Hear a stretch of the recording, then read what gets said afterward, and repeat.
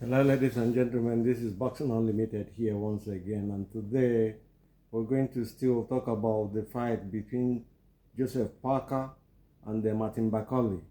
Well, this is a postponed fight. It would have been Joe Parker and the Boer for the IBF title, but there's no title involved in this case, and we're going to talk about the prediction. We're looking at Bakole.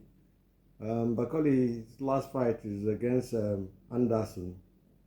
That's been a long time ago, but he's been training to keep fit maybe since he's been in Congo, and he was called up on 2 days notice to come and have this fight with Joe Parker. Joe Parker, we know, has been in camp, been training for the fight with the Boer, but the fight never happened, and there's a replacement. His replacement is Martin Bakole, who, for all intents and purposes, is a very dangerous fighter. To be honest with you, he's a heavyweight, likened to be like had the same style like George Foreman. He knocks you over, punches and throws so many punches, all with venom. He's a big man. He's 6'6", and he's a heavy man. Coming into this fight, he's a little bit overweight. He's over 300 pounds, and Joe Parker is almost 270 pounds, 267 or thereabout. So the most important thing in this fight, as we'll say it before we make our predictions, is to say that fatigue will be a problem here. We know Bakole has not been training. He's bloated a little bit. I don't know if he's fit for this fight, but the money involved in this fight is the recognition involved. The worldwide view that is going to come up, he attracted into it. He took the money. Probably that is what we think. He took a lot of money. He must have asked for a lot of money because they came to him in panic, because it was something that had been advertised for ages, for a long time now. And the organizer, Turkey Al-Ashik of the Riyadh season, knows he has to fill up the space.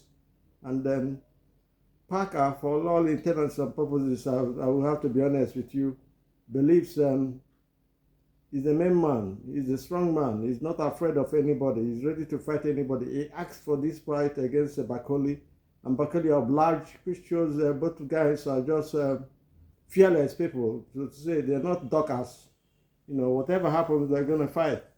We've seen them fight. We know how they fight. And Parker has a way of fighting, which is movement. If you can use that movement against, could I say, unfit Bakole, he will have a chance, no doubt about that.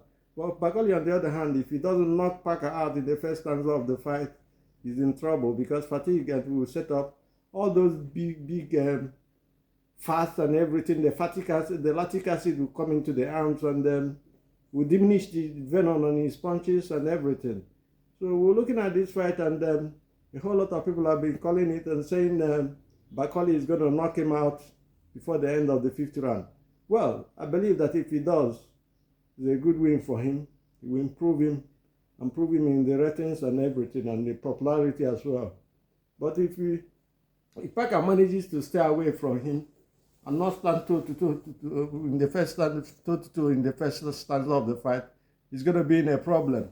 And that problem is what we're going to be talking about in no particular terms, no particular order, in a bit. You see, the making of this fight is fishy, dodgy, as far as I'm concerned, because this fight would have been postponed, and in about 1 month or thereabout, or 6 weeks at most. We've seen it happen. We said in a video we made, Foreman and Muhammad Ali, the rumble in the jungle in 1974 in Zaire. However, this fight is a big fight, no doubt about that. But there's no title involved. There should have been a title involved for a fight as big as this. But having said that, we say this is boxing, anything can happen. We'll be saying it, and then we'll also say that for the Boer to win, he has to come with for Parker to win, has to come with a system, and not stand in front of Bakole and tread with him, because Bakole is a very strong man, he's big, and the body punches are key for Bakole, for Parker.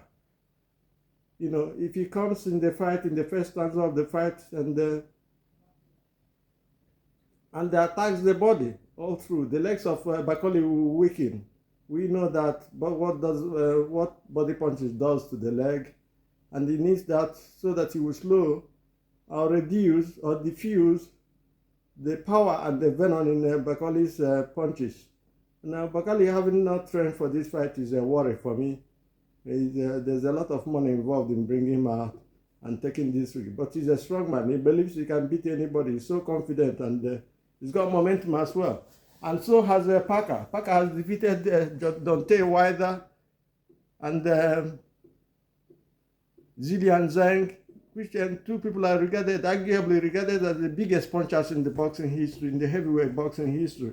And let us see what will happen. Something will have to give. But I'll have to side with Parker for the reason that because he's been training. He trained for the fight for the Boer for almost 3 months or thereabout or more.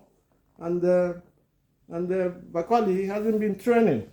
No matter how strong you are, training is very important. It puts you in the mood. It puts you, makes you alert, and makes you, fit for the fight, fit and sound for the fight, and capable of winning. Parker hasn't got that venomous punches. He hasn't got that power in his punches, but his movement is unique, so to say the least. His movement, we've seen him with movement. We've seen him go down against Zillian Zhang twice and came up again, even though I believe that those were flash knockdowns and everything. But in this fight proper, for him to win Bakole, he has to start from the body, take the body away.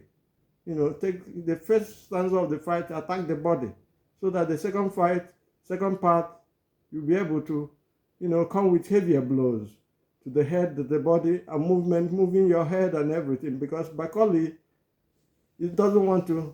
In fact, he wants a knockout, a KO, because he wasn't prepared for this fight. He didn't go into training camp.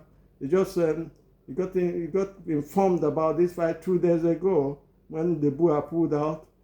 So we're not saying